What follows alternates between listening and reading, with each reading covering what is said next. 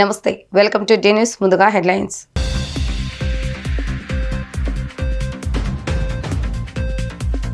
రాష్ట్రంలో దిగజారిన law and ఆర్డర్తో పాలన సాగుతుందన్న వైసీపీ అధినేత జగన్. కూటమి ఏడాది పాలనలో వ్యతిరేకత తీవ్రంగా పెరిగిందని విమర్శ.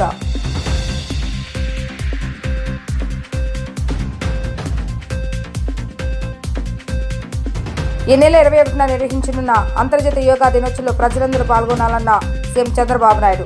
వ్యక్తిగత ఆరోగ్యానికే కాకుండా మానసిక ఉల్లాసానికి యోగా ఉపయోగపడుతుందని సూచన.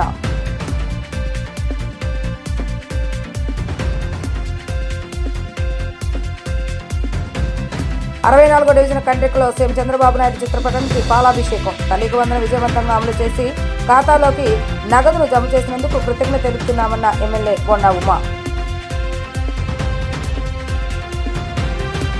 రాష్ట్రంలో జరుగుతున్న పరిణామాలపై టీడీపీ ఎల్లో మీడియాతో యుద్ధం చేస్తున్నామని వైఎస్ఆర్సీపీ అధినేత మాజీ సీఎం వైఎస్ జగన్మోహన్ రెడ్డి అన్నారు. తాడేపల్లి వైఎస్ఆర్సీపీ కేంద్ర కార్యాలయంలో జరిగిన మీడియా సమావేశంలో వైఎస్ జగన్మోహన్ రెడ్డి మాట్లాడారు. రాష్ట్రంలో దిగజారిన లా అండ్ ఆర్డర్ పాలన వైఫల్యాలు, మోసాల మధ్య చంద్రబాబు నాయుడు పాలన కొనసాగుతుందని జగన్ చెప్పారు. చంద్రబాబు నాయుడు అరాచక పాలనకు వ్యతిరేకంగా మే 4వ తేదీన ప్రజలు వైఎస్ఆర్సీపీ శ్రేణులు భారీ ఎత్తున పాల్గొని వెన్నుపోటు దినాన్ని విజయవంతం చేశారని చెప్పారు. కూటమి ప్రభుత్వంలోనే ఏడాది కాలంలో ప్రజల వ్యతిరేకత పెరిగిపోతుందని చెప్పారు. వైసీపీ నేతలపైన అక్రమ కేసులు బనాయిస్తున్నారని ఆరోపించారు. మద్యం కేసులో సిట్ అధికారులను బెదిరించి సాక్ష్యాలు తీసుకుని వైసీపీ నేతలపై అక్రమ కేసులు బనాయించి వేధింపులకు పాల్పడుతున్నారని ఆయన ఆగ్రహాన్ని వ్యక్తం చేశారు. రాష్ట్రంలో ఈరోజు దిగజారిపోయిన లా అండ్ ఆర్డర్ పరిస్థితులు, పాలనా వైఫల్యాలు,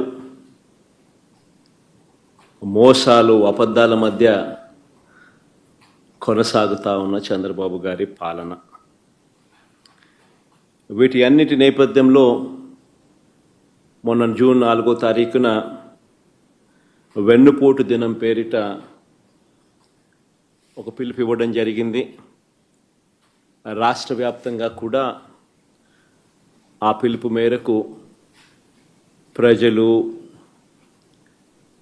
ప్రజలతో పాటు వైఎస్ఆర్సీపీకి సంబంధించిన నాయకులు, కార్యకర్తలు అందరూ కూడా ప్రతి నియోజకవర్గంలోనూ పాలు పంచుకుంటూ ఆ కార్యక్రమానికి హాజరు కావడం జరిగింది. ఆ కార్యక్రమం ఎంత బాగా జరిగింది, జనంలో ఏ రకమైన స్పందన వచ్చింది అన్నది మీ అందరికీ కూడా తెలిసి ఉంది. సంవత్సరం తిరిగే నాటికల్లా ఒక రాష్ట్ర ప్రభుత్వం ఇంత తీవ్రమైన వ్యతిరేకత ప్రజల్లో చోటు చేసుకోవడం అన్నది, ప్రజల మనసుల్లో చోటు చేసుకోవడం అన్నది బహుశా దేశ చరిత్రలోనే కూడా తక్కువైన అరుదైన పరిస్థితులేనేమో. అంత తీవ్రమైన వ్యతిరేకత చంద్రబాబు నాయుడు గారి ప్రభుత్వం మీద కనిపించిన పరిస్థితులు. ఇలాంటి నేపథ్యంలో చంద్రబాబు నాయుడు గారు తాను చేస్తా ఉన్న డైవర్షన్ పాలిటిక్స్ నుంచే కాకుండా చంద్రబాబు నాయుడు గారి ప్రతి మాటలోనూ కూడా అసహనం కూడా కనిపిస్తూ ఉంది. అందుకే నియంతగా తాను మారి అణిచివేత అన్న పదానికి నిజంగా ఒక నిర్వచనంగా చంద్రబాబు నాయుడు గారు ఈరోజు తయారయ్యారు. ఈ నెల 21వ తేదీన అంతర్జాతీయ యోగా దినోత్సవం సందర్భంగా రాష్ట్ర ముఖ్యమంత్రి నారా చంద్రబాబు నాయుడు ప్రజలందరూ, మరీ ముఖ్యంగా గ్రామీణ ప్రజలందరూ యోగా కార్యక్రమాల్లో పెద్ద ఎత్తున పాల్గొనాలని పిలుపునిచ్చారు. ఈ చారిత్రాత్మక యోగా ప్రస్థానం విజయవంతంగా 10 సంవత్సరాలు పూర్తి చేసుకున్న సందర్భంగా ఈ ఏడాది అంతర్జాతీయ యోగా దినోత్సవాన్ని మరింత వైభవంగా నిర్వహించాలని నిర్ణయించామని అన్నారు. గత దశాబ్ద కాలంగా దేశ ప్రజలు, మండల, గ్రామీణ ప్రాంతంలోని కోట్లాది మంది ప్రజలు యోగా కార్యక్రమాల్లో పాల్గొన్నారని చెప్పారు. యోగాపై రాష్ట్ర ప్రభుత్వం నిర్వహించిన కార్యక్రమంలో 1,00,000 మంది యువకులు పాల్గొని వారి ప్రతిభను చాటుకున్నారని, 1,00,000 మందికి యోగా సర్టిఫికెట్లను అందజేయడం జరిగిందని పేర్కొన్నారు. ఈ నెల 21న విశాఖపట్నం కేంద్రంగా అంతర్జాతీయ యోగా దినోత్సవాన్ని యోగా ఒక భూమి ఒక ఆరోగ్యం అనే థీమ్తో ముందుకు వెళ్తున్నామని అన్నారు. యోగా కేవలం వ్యక్తిగత ఆరోగ్యానికి మాత్రమే కాకుండా మానవత్వం, పర్యావరణ పరిరక్షణ మరియు ప్రపంచ ఐక్యత స్ఫూర్తిని కూడా ప్రతిబింబిస్తుందని అన్నారు. ఈరోజు 11వ ఇంటర్నేషనల్ యోగా డే మనం చేసుకుంటున్నాం. 10 సంవత్సరాలు పూర్తి చేసుకొని 11th యోగా ఇంటర్నేషనల్ డేని మనం సెలబ్రేట్ చేస్తున్నాం. అదే సమయంలో ప్రధానమంత్రి గారు దీన్ని పట్టుబట్టి UN కన్విన్స్ చేసి దీని ఇంపార్టెన్స్ చెప్పి ఒక ఇంటర్నేషనల్ యోగా డేని డిక్లేర్ చేశారు.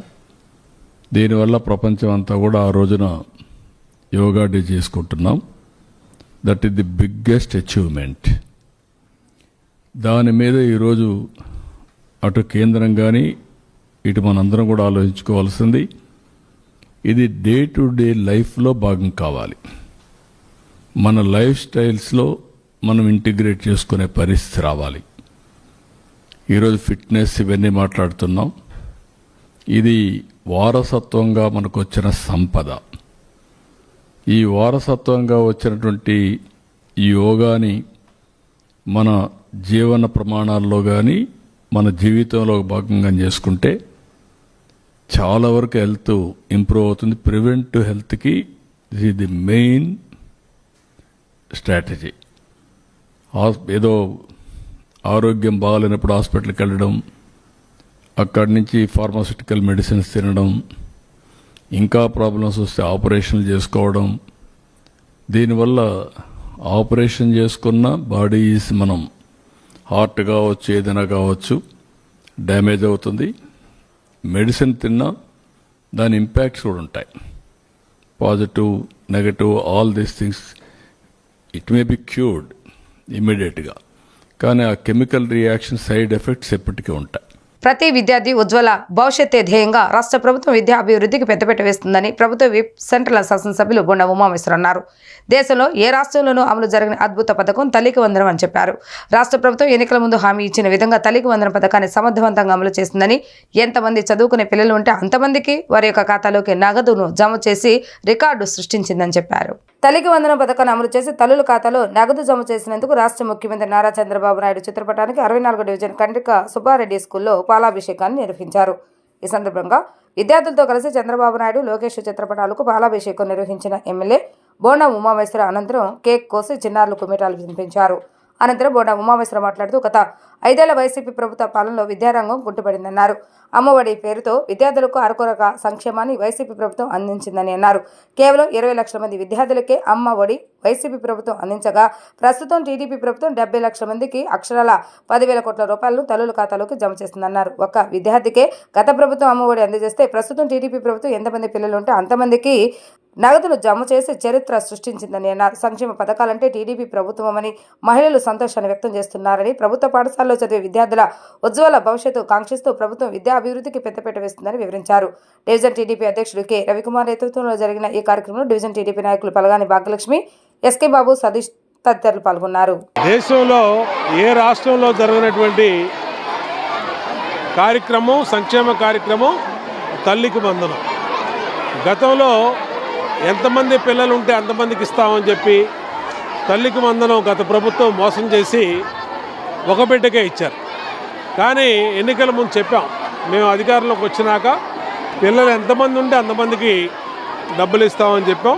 ఇవాళ దాదాపు 70 లక్షల మంది పిల్లలకి గత ప్రభుత్వం 20,000 మందికి ఇచ్చినటువంటి 20 లక్షల మందికి ఇచ్చినటువంటి అమ్మఒడి ఈరోజు తెలుగుదేశం ప్రభుత్వ హయాంలో 70 లక్షల మందికి 10,000 కోట్ల రూపాయలు ప్రజల ఖాతాల్లో వేసి ఇవాళ చదువుకునే పిల్లలకి అండగా ఉండటం వల్ల మా మహిళా సోదరీమణులందరూ కూడా సంతోషం వ్యక్తం చేస్తూ ఉన్నారు. సంక్షేమ కార్యక్రమాలంటే తెలుగుదేశం పార్టీ చెప్పినట్టుగా చేస్తే అట్లాగే అందరికి ఇస్తానని చెప్పాం. ఇద్దరుంటే ఇద్దరికి ఇచ్చాం, ముగ్గురుంటే ముగ్గురు, నలుగురుంటే నలుగురికి ఇచ్చి ఇవాళ ఆ కుటుంబాలకు అండగా ఉండటం వల్ల సంతోషం వ్యక్తం చేస్తూ ఉంది.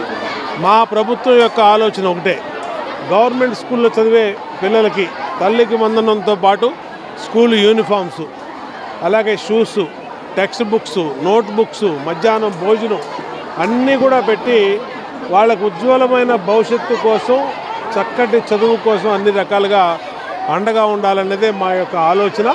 దానికే వాళ్ళ గవర్నమెంట్ స్కూల్లో ఏకేటీపీ స్కూల్లో 593 మార్కులు 10th క్లాస్లో వచ్చినాయి. అంటే వాళ్ళ గవర్నమెంట్ స్కూల్స్ యొక్క ప్రతిభ, గవర్నమెంట్ స్కూల్స్ యొక్క కెపాసిటీ ఏంటనేది అర్థమవుతుంది.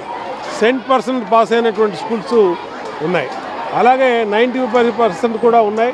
585 మార్కులు 593 మార్కులు వచ్చినటువంటి స్కూల్స్ ఉన్నాయంటే గవర్నమెంట్ స్కూల్స్లో ఎంత బాగా పిల్లలకి పాఠాలు చెప్తున్నారో అర్థమవుతూ ఉంది. కాబట్టి మేము ప్రజలకు కూడా విజ్ఞప్తి చేస్తాం, మీ పిల్లలందరినీ కూడా గవర్నమెంట్ స్కూల్స్లో చేర్చండి. చక్కటి ఉజ్వల భవిష్యత్తుకి మేము అండగా ఉంటామని తెలియజేస్తాం. మన జీవిత పుస్తకంలోని ప్రతి పేజీలో యోగా ఉండాలని, ప్రతి ఒక్కరూ కామన్ యోగా ప్రోటోకాల్ యోగాను జీవన విధానంలో భాగం చేసుకోవాలని కలెక్టర్ డాక్టర్ జి లక్ష్మీ పిలుపునిచ్చారు. విజయవాడ బీఆర్టీఎస్ యోగా స్ట్రీట్లో జిల్లా అధికార యంత్రాంగం, విజయవాడ నగరపాలక సంస్థ ఆధ్వర్యంలో జరిగిన యోగాంధ్ర కార్యక్రమంలో కలెక్టర్ లక్ష్మీ పాల్గొని వార్డు సచివాలయ ప్లానింగ్ కార్యదర్శులు యోగా ఔత్సాహికులతో కలిసి యోగాసనాలు వేశారు. ఈ సందర్భంగా కలెక్టర్ లక్ష్మీ మాట్లాడుతూ సుసంపన్న ఆరోగ్య ఆనంద ఆంధ్రకు తొలి అడుగు యోగా ఆంధ్రని 30 రోజులుగా జిల్లాలో గ్రామాన పట్టణాల్లో యోగా శిక్షణ కార్యక్రమాలు విజయవంతంగా జరుగుతున్నాయని అన్నారు. శరీరంలోని అన్ని వ్యవస్థలకు నూతన ఉత్తేజాన్ని ఇచ్చే శక్తి యోగాసనాలకు ఉందని, ఒత్తిడిని మన జీవితంలోకి అడుగు పెట్టనివ్వకుండా యోగాసనాలు రక్షణ కవచంలాగా పనిచేస్తాయని అన్నారు. ప్రభుత్వ కార్యాలయాల్లోనూ ప్రతిరోజు యోగాంధ్ర కార్యక్రమాలు నిర్వహిస్తున్నామని కలెక్టర్ లక్ష్మీ తెలిపారు. కార్యక్రమంలో DMHO doctor M Suhasini, Vijayawada నగరపాలక సంస్థ అదనపు commissioner doctor D Chandrashekar, NCC జిల్లా సమన్వయకర్త doctor K Ramesh, physical director Yugandhar తదితరులు పాల్గొన్నారు. కార్యక్రమం ఈ రోజుకి 30వ రోజుకి చేరుకుంది. 30వ రోజు దిగ్విజయంగా బీఆర్టీఎస్ రోడ్లో యోగాంధ్ర కార్యక్రమాన్ని ప్రతి ఒక్కరిని మమేకం చేస్తూ ఈ కామన్ యోగా ప్రోటోకాల్ గురించి అవగాహన కల్పించడం జరిగింది. మొత్తం జిల్లాలో అన్ని చోట్ల, అన్ని గ్రామాల్లో, అన్ని వార్డ్స్లో కూడా ఈ కార్యక్రమం చేపట్టడం జరుగుతూ ఉంది. ఈ జూన్ 21వ తారీఖున అంతర్జాతీయ యోగా దినోత్సవం రోజున ఈ కార్యక్రమంని ట్రైనింగ్ శిబిరం అయిపోతాయి. అదైన తర్వాత మనము ఈ యోగా ప్రతి ఒక్కరూ పాటించాలి. ప్రతి ప్లేస్లో, ప్రతి ఊర్లో, ప్రతి ఆఫీసులో కూడా పాటించి వాళ్ళు ఆరోగ్యంగా ఉండాలి. ఈ యోగా బెనిఫిట్ అందరికీ పొందాలనే ఉద్దేశంతో యోగాంధ్ర కార్యక్రమం గౌరవ ముఖ్యమంత్రి వర్యులు, అలాగే గౌరవ ప్రధానమంత్రి వర్యులు మనకు తీసుకొచ్చారు. ఈ కార్యక్రమాన్ని ముందుకు తీసుకెళ్తూ ఎన్టీఆర్ జిల్లాలో ప్రతి ఒక్కరు యోగా ప్రాక్టీస్ చేసేలాగా అవగాహన కల్పించి ప్రతి ఒక్కరికి నేర్పించి ఈ కామన్ యోగా ప్రోటోకాల్ వాళ్ళ జీవితంలో ఒక భాగంగా చేసుకొని వాళ్ళు చేసే పనులు ప్రొడక్టివ్ పెంచుకొని వాళ్ళ స్ట్రెస్ ఫ్రీ లైఫ్ లీడ్ చేయడానికి దోహదపడుతుంది. ప్రతి ఒక్కరు హెల్తీ, వెల్తీ, హ్యాపీ ఆంధ్రప్రదేశ్కి ఈ యోగాంధ్రాన్ని ఒక మొదటి అడుగుగా తీసుకుని ముందుకెళ్లాలని సందర్భంగా కోరుకుంటున్నాను. వైసీపీ అధ్యక్షుడు వైఎస్ జగన్మోహన్ రెడ్డిపై ఏపీ ఆర్థిక మంత్రి పయ్యావుల కేశవ్ తీవ్రస్థాయిలో మండిపడ్డారు. రాష్ట్రంలో రౌడీలను ఏకం చేసి ప్రజలను భయపెట్టి పబ్బం గడుపుకోవాలని చూస్తున్నారని పయ్యావులు విమర్శించారు. రాష్ట్రంలో రౌడీలను తన వెనుక నడవమని జగన్ చెప్తున్నారని, జగన్ ఎప్పుడు భయపెట్టి రాజకీయం చేయాలని అనుకుంటారని చెప్పారు. సచివాలయంలో ఏర్పాటు చేసిన విలేకరుల సమావేశంలో కేశవ్ మాట్లాడుతూ అధికారంలో ఉన్నప్పుడు హౌస్ అరెస్టులు చేస్తారు, అధికారం పోయాక రౌడీలను ఏకం చేస్తున్నారని ఎద్దేవా చేశారు. రాజును రాజ్యం నుంచి తరిమేస్తే చాణక్యుడు బందిపోటులను ఏకం చెయ్యి అని సలహా ఇస్తాడు. ఇప్పుడు అదే సలహాను జగన్ ఫాలో అవుతున్నారని పేర్కొన్నారు. గంజాయి, బ్లేడ్ బ్యాచ్లను జగన్ ప్రోత్సహిస్తున్నారు. రాజారెడ్డి రాజ్యాంగం అని ఫ్లెక్సీలు కట్టి రప్పా నరుకుదామంటున్నారని కేశవ్ తూర్పారబట్టారు. జగన్మోహన్ రెడ్డి గారు ఒకటి అనిపించింది నాకు, రాష్ట్రంలో రౌడీలారా నా వెనక నడవండి, మీకు నాయకత్వం వహిస్తాను అన్నట్టుగా ఉంది ఆయన ఇవాళ పెట్టినటువంటి ప్రెస్ మీట్ కానీ మొన్న చేసినటువంటి పర్యటనలు కానీ. బహుశా దీనికి మూల సిద్ధాంతం జగన్మోహన్ రెడ్డి గారు ఎప్పుడూ కూడా భయపెట్టి రాజ్యం చేయాలి అనేటువంటి సిద్ధాంతాన్ని నమ్ముకున్న వ్యక్తి ఆయన. అధికారంలో ఉన్నప్పుడు పోలీసు వ్యవస్థను ఉపయోగపెట్టి భయపెట్టాడు. అసలు హౌస్ అరెస్ట్లు అన్నారు, గేట్లకు తాళాలు అన్నారు, అడుగు బయటకు పెట్టేటువంటి పరిస్థితి లేదు. ఉద్యోగులు కావచ్చు, ప్రతిపక్షాలు కావచ్చు, పార్టీలు కావచ్చు, రాష్ట్రంలో 5 ఏళ్ళు ఏం నడిచిందో చూసాం. అధికారం పోయిన తర్వాత ఇప్పుడు మళ్ళీ తనంటే భయం పోతోంది కాబట్టి రాష్ట్రంలో ఉన్న రౌడీలందరినీ సమీకరించేటువంటి ప్రయత్నం చేస్తున్నాడు. రౌడీలారా నా వెనక నడవండి, నేను మీకుంటాను నాయకుడిగాను అన్నటువంటిది. ఇది చూస్తే బహుశా నాకు చాణక్యుడు చెప్పినటువంటి ఒక సిద్ధాంతం గుర్తుకొస్తుంది. దాన్ని ఏమన్నా జగన్మోహన్ రెడ్డి గారు నమ్ముకుంటున్నాడేమో. చిన్న డిఫరెన్స్ అది. ఆయన రాచరిక వ్యవస్థలో ఉన్నప్పుడు చెప్పాడు, ఒక రాజుని రాజ్యం నుంచి ఆక్రమించి తరిమేసినప్పుడు ఏ అడవుల్లోనో తలదాచుకున్నటువంటి రాజుకి చాణక్యుడు సలహా ఇస్తాడు, అడవిలో ఉన్నటువంటి దారిదోపిడీ దొంగలందరినీ సమీకరించు, అదను చూసి కోట మీద తిరుగుబాటు చెయ్యి అని. అట్లా రాష్ట్రంలో ఉన్నటువంటి రౌడీల్ని, బ్లేడ్ బ్యాచ్ల్ని, గంజాయి బ్యాచ్ల్ని, బెట్టింగ్ బ్యాచ్ల్ని, అన్ని బ్యాచ్ల్ని సమీకరించేటువంటి ప్రయత్నం చేస్తున్నాడు జగన్మోహన్ రెడ్డి గారు ఈ పర్యటనల ద్వారా. ప్రజల కోసమో, ప్రజల సంక్షేమం కోసమో, ప్రజల బాగోగుల కోసమో, ప్రభుత్వం మీద ఒత్తిడి తెచ్చే దానికోసమో కాదు. తెలుగు రాష్ట్రాల మధ్య మరలా ఉద్రిక్తతలకు దారితీసే పరిస్థితులు వస్తున్నాయని సిపిఐ రాష్ట్ర కార్యదర్శి రామకృష్ణ అన్నారు. గోదావరి బనకచెర్ల ప్రాజెక్టును అడ్డుకోవాలని తెలంగాణలోని పార్టీలని ఒక తాటిపైకి వచ్చి పోరాటం చేసేందుకు సిద్ధమవుతున్నారని, కానీ మన రాష్ట్రంలో మాత్రం అఖిలపక్ష పార్టీలను పిలవకపోవడం విడ్డూరంగా ఉందన్నారు. ఈ ప్రాజెక్టు విషయాలను బయటకు చెప్పడానికి ప్రభుత్వం ఎందుకు వెనకాడుతుందని ప్రశ్నించారు. విజయవాడ దాసరి భవన్లో మీడియాతో మాట్లాడిన ఆయన, కార్పొరేట్ విద్యా సంస్థలు బుక్స్, యూనిఫామ్ పేరుతో విద్యార్థుల తల్లిదండ్రులు దోచుకుంటున్నా ప్రభుత్వం పట్టించుకోకపోవడం దుర్మార్గమన్నారు. ఏఎస్ఎఫ్ నాయకులపై పోలీసులు వ్యవహరించిన తీరును ఖండిస్తున్నామని అన్నారు. ఇండియా పాక్ మధ్య యుద్ధాన్ని తానే ఆపానని ట్రంప్ పదే పదే చెప్తున్నా మన ప్రధాని ఎందుకు స్పందించడం లేదని అన్నారు. ఇవాళ ఇండియా పాకిస్తాన్ యుద్ధం ముగిసిన వారాలు గడిచిపోయినా సరే అమెరికా అధ్యక్షుడు డొనాల్డ్ ట్రంప్ గారు మన భారతదేశ పరువు ప్రతిష్టలను పదే పదే ఆయన మంట కలుపుతూ ఉన్నాడు. మరి మన ప్రైమ్ మినిస్టర్ మోడీ గారు, మన సెంట్రల్ గవర్నమెంటు, మన బీజేపీ నాయకులు మరి వారేం చెప్తారో నాకైతే అర్థమే కావడం లేదు. నిన్న అక్కడ G7 కంట్రీ ఆ మీటింగ్ పోయినప్పుడు మోడీ గారు ప్రెసిడెంట్ గారితో మాట్లాడితే 35 నిమిషాలు మాట్లాడాడు, అనేక విషయాలు మాట్లాడారు. మన ప్రైమ్ మినిస్టర్ చాలా స్పష్టంగా ఆయన ఫోన్లో చెప్పాడు, అదేమంటే మాకు మధ్యవర్తిత్వం అవసరం లేదు, పాకిస్తాన్ రిక్వెస్ట్ మేరకే మేము యుద్ధాన్ని ఆపామని చెప్పి చాలా చక్కగా వివరించాడు ప్రైమ్ మినిస్టర్ గారు అని చెప్పి మన ఫారిన్ సెక్రటరీ చెప్తా ఉన్నారు. కానీ ట్రంప్ మాత్రం మరింత క్లియర్గా చెప్తా ఉన్నాడు. ఆయన అసలు మరి ఏమాత్రం కూడా డౌట్ రాకుండా ఆయన చెప్పింది ఏమంటే, I think Modi is a fantastic man, we're going to make a trade deal with Modi of India, but I stopped the war between Pakistan and India. ఆయన ట్రంప్ పదే పదే I stopped the war between Pakistan and India. అదే మీకు ఏమన్నా సిగ్గవుతా ఉందా అని అడుగుతా ఉన్నారు. ప్రైమ్ మినిస్టర్ నరేంద్ర మోడీకి కానీ, లేదా డిఫెన్స్ మినిస్టర్కి కానీ, మన సెంట్రల్ గవర్నమెంట్కి కానీ, లేదా బీజేపీ నాయకులకు కానీ మీకేమన్నా కొద్దిగన్నా సిగ్గు ఎగ్గు ఉందా అని అడుగుతా ఉన్నారు. ఆయన పదే పదే చెప్తా ఉన్నాడు. అసలు చిన్న చిన్న దేశాలు, రష్యాకి ఉక్రెయిన్కి యుద్ధం జరిగితే జెలెన్స్కీని పక్కన కూర్చోపెట్టుకుని మాట్లాడితే ట్రంప్ ఎదురుగానే జెలెన్స్కీ ఎదురు తిరిగాడు. గుండె జబ్బులకు అత్యున్నత శ్రేణి వైద్య సేవలు అందిస్తున్న పెద్దేశ్వరి హెల్త్ కేర్ సెంటర్కు ISO 9001-2015 ధ్రువపత్రం లభించింది. నిర్దిష్ట ప్రమాణాలను ఖచ్చితంగా అనుసరిస్తూ సేవలు అందించినందుకు గాను ఈ ప్రతిష్టాత్మక సర్టిఫికేట్ సాధ్యమైంది. ఈ సందర్భంగా సూర్యారావుపేటలోని పెద్దేశ్వరి హెల్త్ కేర్ సెంటర్ నందు గురువారం ఒక ప్రత్యేక కార్యక్రమాన్ని నిర్వహించారు. రాష్ట్ర మాజీ మంత్రి కైక్లూరి ఎమ్మెల్యే కామినేని శ్రీనివాసరావు, విశ్వ హిందూ పరిషత్ నేషనల్ ట్రస్టీ పుట్టుగుంట సతీష్ కుమార్ చేతుల మీదుగా ISO 9001-2015 ధ్రువపత్రాన్ని హాస్పిటల్ అధినేత డాక్టర్ పల్లెం పెద్దేశ్వర అందుకున్నారు.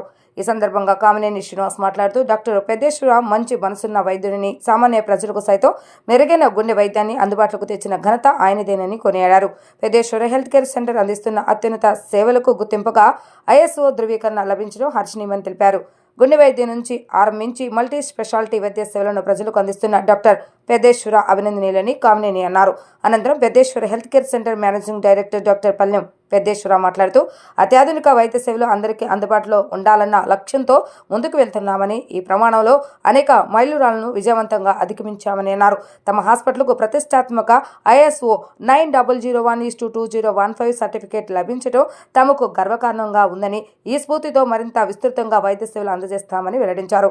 హాస్పిటల్ CEO డాక్టర్ ఆకాష్ పల్లెం మాట్లాడుతూ, కార్పొరేట్ క్వాలిటీ అండ్ అబర్డబుల్ రియాలిటీ మోటోతో కృషి చేస్తున్నామని అన్నారు. రాష్ట్రంలోని గ్రామీణ ప్రాంత ప్రజలకు అంతర్జాతీయ స్థాయి వైద్యాన్ని అతి తక్కువ ఖర్చులో అందజేసేందుకు అంకిత భావంతో ముందుకు సాగుతున్నామని తెలిపారు. తమ హాస్పిటల్ ఇప్పటికే NABH సర్టిఫికేషన్ కలిగి ఉందని, ఇప్పుడు ISO ధృవీకరణ లభించడం తమ హాస్పిటల్ విజయ ప్రస్థానంలో మరొక కీలక ఘట్టంగా నిలుస్తుందని డాక్టర్ ఆకాష్ తెలిపారు. ఈ కార్యక్రమంలో పలువురు ప్రముఖులు పాల్గొని పెద్దేశ్వర్ హెల్త్ కేర్ సెంటర్ నిర్వాహకులను అభినందించారు. మాకే కాదు, డాక్టర్స్ అందరికీ బ్యాక్ బోన్ ఆయన. సో దాంట్లో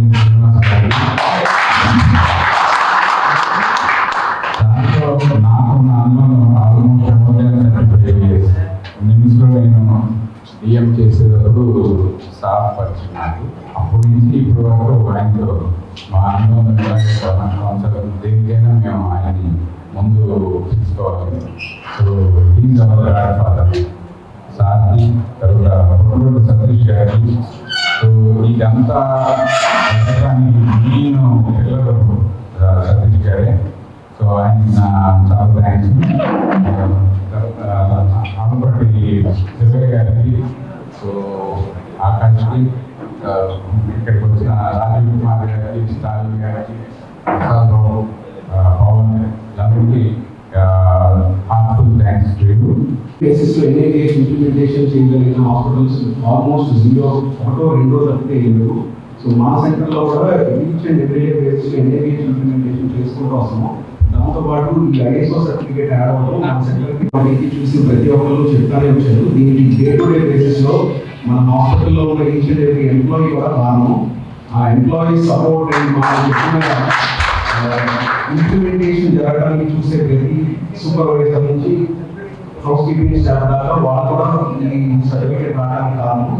ఈచ్ అండ్ ఎవ్రీ డే బేసిస్లో చాలా స్ట్రిక్ట్గా నా సైడ్ నుంచి, సార్ సైడ్ నుంచి, ప్లస్ అడ్మినిస్ట్రేషన్ సైడ్ నుంచి కూడా ఈచ్ అండ్ ఎవ్రీ డే బేసిస్లో మినిట్ టు మినిట్ అప్డేట్స్ వస్తూ ఉంటాయి. మనకి క్లీనింగ్ ఎట్లా ఉంది, లేకపోతే క్వాలిటీ ఏదైనా ఇష్యూస్ ఉన్నాయి. క్వాలిటీ కంట్రోల్ మీద ఆల్మోస్ట్ 30% ఫైనాన్షియల్ బడ్జెట్ పోయినా కూడా దాన్ని మనం పక్కన పెట్టి ఈ క్వాలిటీ కోసం మేము పక్కన పడుతున్నాం. అందరికీ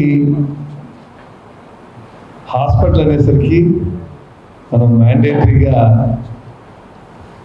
ఈ ఐఎస్ఓ సర్టిఫికేట్ ఉండాలి. ఎందుకంటే ఫర్ వేరియస్ రీజన్స్ మనం ఒకటి కొన్ని డిసీజెస్ మనకు శానిటేషన్ సరిగ్గా లేకుండానే వస్తాయి. మన హాస్పిటల్కి వచ్చిన తర్వాత ఇక్కడ లేకపోతే డెఫినెట్గా వచ్చిన పేషెంట్కి ఉన్న దానికి కాకుండా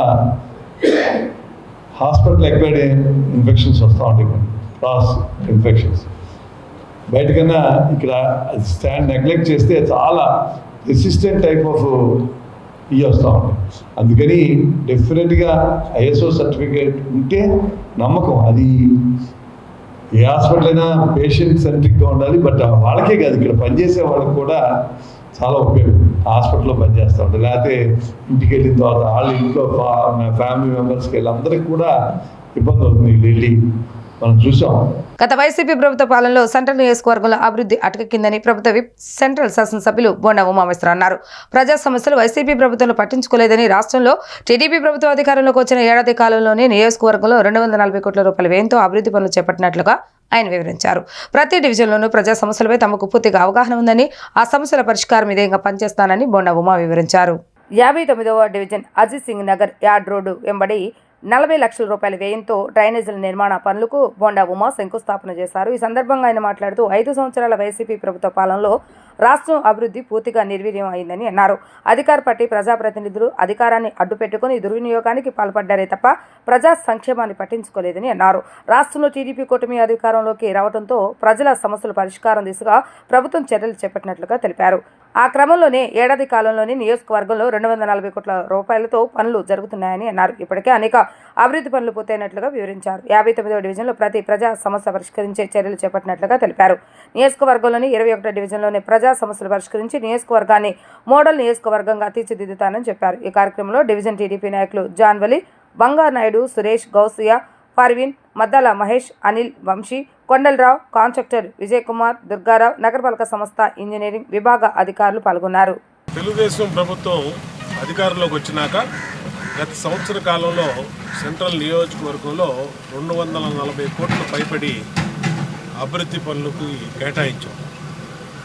అన్ని డివిజన్లో రోడ్లు కానీ, డ్రైన్లు కానీ, కల్వర్ట్లు కానీ, వాటర్ పైప్ లైన్స్ కానీ, community halls, primary health care centres, ఇలా ఒకటని కాకుండా ఆ డివిజన్లో ఏ సమస్యలు ఉన్నాయి ఆ సమస్యల మీద దృష్టి పెట్టి మా డివిజన్ పార్టీ అధ్యక్షుడు, అలాగే మా ఎక్స్ కార్పొరేటర్లు, మా కార్పొరేటర్లు, మా వాళ్ళు దృష్టి పెట్టి మా దృష్టికి తీసుకొచ్చినాక ఆ సమస్యల్ని పరిష్కరించే విధంగా గత 5 సంవత్సరాలు నిర్లక్ష్యానికి గురువు కాబడినటువంటి సెంట్రల్ నియోజకవర్గంలో వేగవంతంగా ఇప్పటికీ 240 కోట్లు పైబడి వర్కులు తీసుకొచ్చాం. దీంట్లో ఇవాళ 59వ డివిజన్లో 50 లక్షల రూపాయలు సుమారుగా మరి కల్వర్ట్లు కానీ అలాగే పైప్ లైన్లు కానీ రోడ్లు కానీ దాన్ని శంకుస్థాపన చేయడం జరిగింది. దీన్ని ఇంకా ముందు రాబోయే రోజుల్లో ఇంకా ప్రతి ఈ డివిజన్లో ప్రతి రోడ్డు ప్రతి కల్వర్టు దృష్టి పెడతాం. అన్నిటిని కూడా పెద్ద ఎత్తున నిర్మిస్తాం. అన్ని రకాలుగా కూడా ఈ డివిజన్ని డెవలప్ చేస్తాం. ఈ నియోజకవర్గాన్ని ఒక మోడల్ నియోజకవర్గంగా తీసుకురావడమే లక్ష్యంగా పనిచేస్తామని తెలియజేస్తూ మనం మంచి కార్యక్రమంలో భాగస్వాములైన మా పార్టీ నాయకులందరూ కూడా హృదయపూర్వకంగా అభినందిస్తాం. భారతదేశ భవిష్యత్ ఆశాజ్యోతి రాహుల్ గాంధీని విజయవాడ నగర కాంగ్రెస్ పార్టీ అధ్యక్షుడు నరహశెట్టి నరసింహారావు అన్నారు. త్యాగాల కుటుంబం నుంచి వచ్చిన యువనేత రాహుల్ గాంధీ అని చెప్పారు. రాహుల్ గాంధీ నాయకత్వం దేశానికి ఎంతో అవసరమని, రానున్న ఎన్నికల్లో కాంగ్రెస్ పార్టీ అధికారంలోకి రావడం, రాహుల్ గాంధీ ప్రధాని కావడం ఖాయమని అన్నారు. Lok Sabha floor leader Congress party యువ కెరీటం రాహుల్ గాంధీ పుట్టినరోజు వేడుకలను ఆంధ్రరత్న భవన్లో నగర కాంగ్రెస్ పార్టీ ఆధ్వర్యంలో ఘనంగా నిర్వహించారు. నగర కాంగ్రెస్ పార్టీ అధ్యక్షుడు నరహశెట్టి నరసింహారావు ఆధ్వర్యంలో జరిగిన ఈ కార్యక్రమంలో రాహుల్ గాంధీకి పుట్టినరోజు శుభాకాంక్షలు తెలుపుతూ కేక్ కోసి అందరికీ మిఠాయిలు పంచారు. వృద్ధులకు పండ్లు పంపిణీ చేశారు. ఈ సందర్భంగా నరహశెట్టి నరసింహారావు మాట్లాడుతూ భావి భారత ప్రధాని రాహుల్ గాంధీ అని అన్నారు. దేశ అభివృద్ధికి సరైన దిశానిర్దేశం చేయగల నాయకుడు రాహుల్ గాంధీ అని, త్యాగాల కుటుంబం నుంచి వచ్చిన రాహుల్ గాంధీ ప్రధానిగా చేసే అవకాశం వచ్చినా తృణప్రాయంగా పదవిని వదులుకొని దేశం కోసం, కాంగ్రెస్ పార్టీ అభ్యున్నతి కోసం పాటుపడుతున్నారని అన్నారు. దేశంలో మతోన్మాదం పెరిగిపోయిందని, దేశ ఆర్థిక వ్యవస్థ విచ్ఛిన్నంగా మారిందన్నారు. ఇటువంటి తరుణంలో రాహుల్ గాంధీ నాయకత్వాన్ని దేశ ప్రజలు కోరుకుంటున్నారని, రానున్న ఎన్నికల్లో దేశవ్యాప్తంగా కాంగ్రెస్ పార్టీ విజయకేతనం ఎగరవేసి రాహుల్ గాంధీ ప్రధాని కావటం, ఆంధ్రప్రదేశ్ రాష్ట్రంలో కాంగ్రెస్ పార్టీకి పూర్వ వైభవం రావడం నిశ్చయమని అన్నారు. యువ నాయకుడు రాహుల్ గాంధీ నిన్ను నూరేళ్లు ఆరోగ్యాలతో ఉండాలని నగర కాంగ్రెస్ పార్టీ పక్షాన కోరుకుంటున్నట్లుగా చెప్పారు. ఈ కార్యక్రమంలో పిసిసి ఉపాధ్యక్షులు గురునాథం, పిసిసి నాయకులు మీసాల రాజేశ్వర, ఎస్కే అన్సారీ, కుర్షిదా, హనుమంతరావు, మండేపూడి సునీత తదితరులు పాల్గొన్నారు. కాంగ్రెస్ పార్టీ అగ్రనేత, ఆల్ ఇండియా కాంగ్రెస్ కమిటీ పూర్వ అధ్యక్షులు, ప్రస్తుతం లోక్సభలో ప్రతిపక్ష నేత, రాజనీతిజ్ఞులు, రాజకీయాల్లో మచ్చలేనటువంటి క్లీన్ చిట్ ఉన్నటువంటి పొలిటీషియను రాహుల్ గాంధీ గారి జన్మదినాన్ని పురస్కరించుకుని ఆంధ్రప్రదేశ్ కాంగ్రెస్ కమిటీ మరియు విజయవాడ నగర కాంగ్రెస్ కమిటీల సంయుక్త ఆధ్వర్యంలో ఆయనకి జన్మదిన శుభాకాంక్షలను తెలియజేస్తూ ఇవాళ ఆయన పేరు మీద కొన్ని వార్డుల్లో పళ్ళ పంపిణీ, అలాగే స్వీట్స్ పంపిణీ కార్యక్రమాన్ని కూడా ఏర్పాటు చేయడం జరిగింది. ఇవాళ ఒకటే రాజకీయాల్లో నైతికత అనేటటువంటిది గొప్పదే. అటువంటి నైతికత కలిగినటువంటి నాయకుడు రాహుల్ గాంధీ గారు. ఆడ ముత్తాత జవహర్లాల్ నెహ్రూ గారు ఈ దేశానికి ప్రధాని, ఆడ నాయనమ్మ ఈ దేశానికి ప్రధాని, ఆడ నాన్నగారు ఈ దేశానికి ప్రధాని. ప్రధానమంత్రులు ఏమి రాహుల్ గాంధీ గారికి కొత్త కాదు, అధికారం కొత్త కాదు. ఆనాడు 2004, 2009లో 2 సార్లు ఈ దేశానికి ప్రధానమంత్రి అవకాశం వచ్చినా కూడా నాకొద్దు, మన్మోహన్ సింగ్ గారు లాంటి రాజనీతి కలిగిన వారే ఈ దేశాన్ని పరిపాలించాలని కుర్రాడని చెప్పినటువంటి ఒక గొప్ప మనసున్నటువంటి వ్యక్తి రాహుల్ గాంధీ గారు.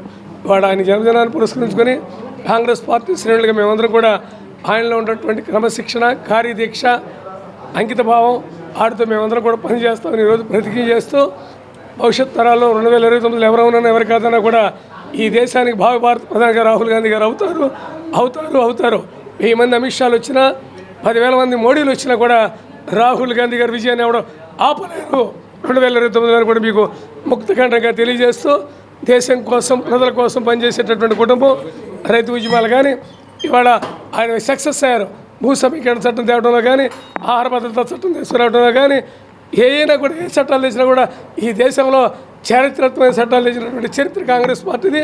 డిమాండ్ల సాధనకు మున్సిపల్ ఇంజనీరింగ్ కార్మికుల కార్యాచరణ ప్రకటించారు. రేపు కలెక్టరేట్ కార్యాలయాల ముట్టడి, 21న ఎమ్మెల్యే కార్యాలయాల ముట్టడి, 24న రాష్ట్ర వ్యాప్తంగా ఉన్న మున్సిపల్ ఇంజనీరింగ్ కార్మికుల కుటుంబాలతో కలిసి ఆందోళన చేపట్టనున్నట్లుగా యూనియన్ ఉపాధ్యక్షులు జైపాల్ ప్రకటించారు.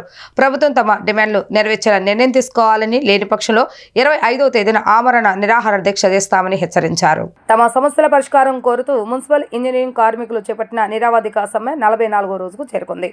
ఈ సందర్భంగా అంబేద్కర్ చిత్రపటానికి వినతి పత్రం సమర్పించారు. అనంతరం యూనియన్ ఉపాధ్యక్షులు జైపాల్ మాట్లాడుతూ గత 44 రోజులుగా తాము సమ్మెలోకి వెళ్లి ఆందోళన చేస్తున్నా ప్రభుత్వం తమను పట్టించుకోవడం లేదని ఆవేదన వ్యక్తం చేశారు. తాము సహనం కోల్పోయామని, ఈ నేపథ్యంలో కార్యాచరణ ప్రకటిస్తున్నామని చెప్పారు. రేపు కలెక్టరేట్ కార్యాలయాలను ముట్టడిస్తున్నట్లుగా తెలిపారు. 21న ఎమ్మెల్యే కార్యాలయం ముట్టడి, 24వ తేదీన రాష్ట్ర వ్యాప్తంగా ఉన్న మున్సిపల్ ఇంజనీరింగ్ కార్మికుల కుటుంబాలతో కలిసి ఆందోళన చేపట్టనున్నట్లుగా ప్రకటించారు. ప్రభుత్వం తమ డిమాండ్లు నెరవేర్చేలా నిర్ణయం తీసుకోవాలని, లేని పక్షంలో 25వ తేదీన ఆమరణ నిరాహార దీక్ష చేస్తామని హెచ్చరించారు. చాలని జీతాలతో తాము బతకలేమని ఆవేదన వ్యక్తం చేశారు. కూటమి ప్రభుత్వం తమ సమస్యను ఎందుకు పట్టించుకోవడం లేదని ప్రశ్నించారు. ఎన్నో ఏళ్లుగా పని చేస్తున్నప్పటికీ తమకు వేతనాలు పెంచకపోవడం దారుణమని అన్నారు. తమకు వేతనాలు పెంచాలని, ఉద్యోగ భద్రత కల్పించాలని, తమ సమస్యలు పరిష్కరించాలని డిమాండ్ చేశారు. ఈ రోజున ఏపీలో మున్సిపల్ ఇంజనీరింగ్ కార్మికులు అవుట్సోర్సింగ్లో పనిచేసే ఇంజనీరింగ్ కార్మికులకి 13,000 మంది కార్మికులు ఈరోజు 44 రోజుల నుంచి రోడ్డు ఎక్కే పరిస్థితి వచ్చింది. ఎందుకు రోడ్డు ఎక్కే పరిస్థితి వచ్చిందంటే ఈ రోజు కూడా చాలిన జీతాలతో 13,000 రూపాయల జీతంతో భార్య పిల్లల్ని, కుటుంబంలో పిల్లల్ని పోషించుకోవాలంటే, ఈ రోజున తల్లిదండ్రులను కూడా చూసుకోవాలంటే ఆ జీతంతో ఎలాగా బతుకుతామని ఈరోజు ఈ ప్రభుత్వాన్ని అడుగుతున్నాం. ఎందుకని ప్రభుత్వాన్ని అడుగుతున్నాం అంటే, మీ ప్రభుత్వం వచ్చిన తర్వాత అందరికీ మేలు చేస్తా అన్నారు, మరి అక్కడ మేలు జరగలేదు. మరి దానికి అనుగుణంగానే ఈరోజు మేము 44 రోజులైనా సరే సహనంతో, ఓపికగా, శాంతియుతంగా మరి ఈరోజు మేము ధర్నాలు చేస్తున్నా కానీ ప్రభుత్వం మమ్మల్ని పిలిచి న్యాయం చేయలేని పరిస్థితిలో మీరు ఈ రోజున ప్రభుత్వం వ్యవహరిస్తుంది. మరి దానికి మేము కూడా ఈ సహనాన్ని కోల్పోయాం కాబట్టి, ఈ 44 రోజులు దినాలు గడిచింది కాబట్టి రేపటి నుంచి మా కార్యాచరణ మేము కూడా ఎవరైతే ఈ మున్సిపల్ ఇంజనీరింగ్ కార్మికుల్లో పనిచేస్తున్నటువంటి వాటర్ సప్లై కానీ, అలాగే స్ట్రీట్ లైటే కానీ, పార్కుల విభాగాలు కానీ, మెకానిక్ డ్రైవర్లే కానీ, కంప్యూటర్ ఆపరేటర్లే కానీ, ఈ వివిధ రకాలకు చెందినటువంటి ఆ పాపకోసులో పనిచేసే ఇంజనీరింగ్ కార్మికులకి 13,000 మందికి న్యాయం జరగాలని రేపటి నుంచి మేము ఒక ఈ కార్యాచరణ తీసుకొచ్చాం. ఆ కార్యాచరణలో భాగంగా రేపు ఏదైతే ఉందో, రేపు దినాన మేము కమిషనర్ గారికి, కలెక్టర్ గారికి ముట్టడి చేసే కార్యక్రమం ఏర్పాటు చేస్తున్నాము.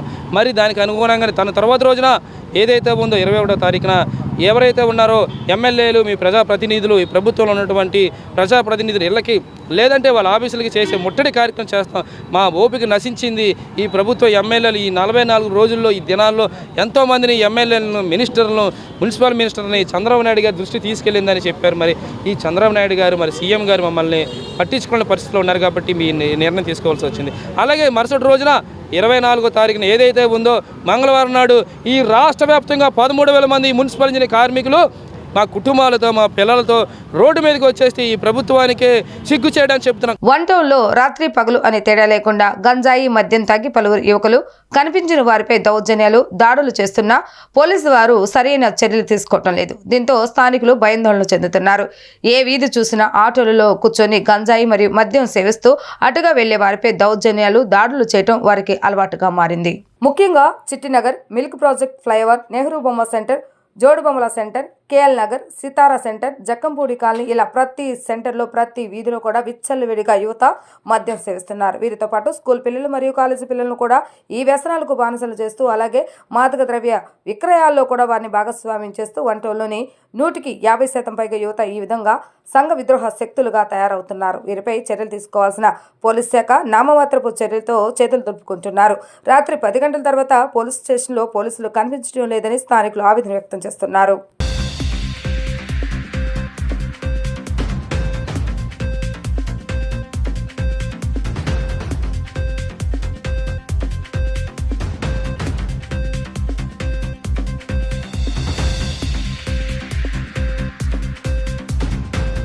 వార్తలు ముగించే ముందు హెడ్లైన్స్ మరొకసారి.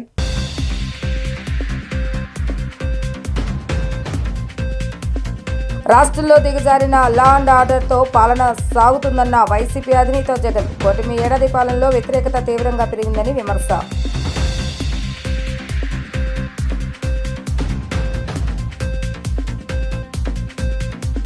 ఈ నెల 21న నిర్వహించనున్న అంతర్జాతీయ యోగా దినోత్సవంలో ప్రజలందరూ పాల్గొనాలన్న సీఎం చంద్రబాబు నాయుడు. వ్యక్తిగత ఆరోగ్యానికే కాకుండా మానసిక ఉల్లాసానికి యోగా ఉపయోగపడుతుందని సూచన.